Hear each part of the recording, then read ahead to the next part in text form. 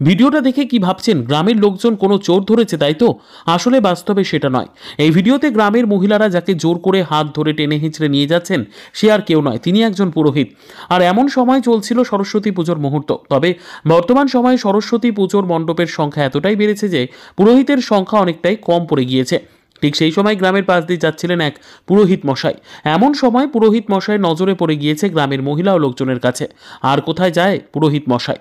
রীতিমতো রাস্তা থেকে টেনে হিঁচড়ে সরস্বতী মায়ের মণ্ডপে নিয়ে হাজির গ্রামের মহিলারা। এরপর পুজো করতে তাকে অনুরোধ করা হয়। আর এত টানা হেঁচড়া খাবার পর পুরোহিত মশাই যখন একটি মণ্ডপে এসে পৌঁছেছেন তখন ভেবে দেখলেন পুজোটা করাই যায়। অবশেষে বাধ্যতামূলক সেই মহিলা দ্বারা সরস্বতী পুজো মণ্ডপের পুজো সেরে সেখান থেকে পাড়ি দেয় অন্য কোনো মণ্ডপের উদ্দেশ্যে। তবে এমন হাস্যকর পুরোহিত ধরার দৃশ্য প্রতি বছরই দেখা যায় আজকের দিনে গ্রামেগঞ্জে।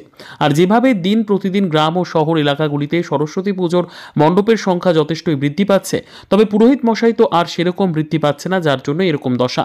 কেমন লাগলো ভিডিওটা দেখে অবশ্যই জানাবেন কমেন্টের মাধ্যমে, এবং আপনাদের এলাকার সরস্বতী পুজো কেমন হয় তা তুলে ধরবেন এই ভিডিওর কমেন্টের মাধ্যমে।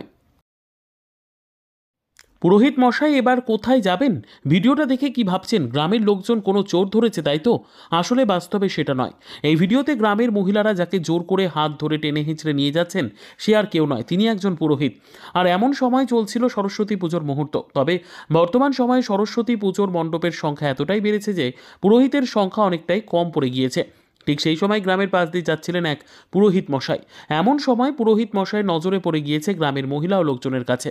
আর কোথায় যায় পুরোহিত মশাই? রীতিমতো রাস্তা থেকে টেনে হিঁচড়ে সরস্বতী মায়ের মণ্ডপে নিয়ে হাজির গ্রামের মহিলারা। এরপর পুজো করতে তাকে অনুরোধ করা হয়। আর এত টানা হেঁচড়া খাবার পর পুরোহিত মশাই যখন একটি মণ্ডপে এসে পৌঁছেছেন তখন ভেবে দেখলেন পুজোটা করাই যায়। অবশেষে বাধ্যতামূলক সেই মহিলা দ্বারা সরস্বতী পুজো মণ্ডপের পুজো সেরে সেখান থেকে পাড়ি দেয় অন্য কোনো মণ্ডপের উদ্দেশ্যে।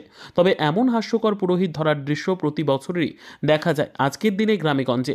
আর যেভাবে দিন প্রতিদিন গ্রাম ও শহর এলাকাগুলিতে সরস্বতী পুজোর মণ্ডপের সংখ্যা যথেষ্টই বৃদ্ধি পাচ্ছে, তবে পুরোহিত মশাই তো আর সেরকম বৃদ্ধি পাচ্ছে না, যার জন্য এরকম দশা। কেমন লাগলো ভিডিওটা দেখে অবশ্যই জানাবেন কমেন্টের মাধ্যমে, এবং আপনাদের এলাকার সরস্বতী পুজো কেমন হয় তা তুলে ধরবেন এই ভিডিওর কমেন্টের মাধ্যমে।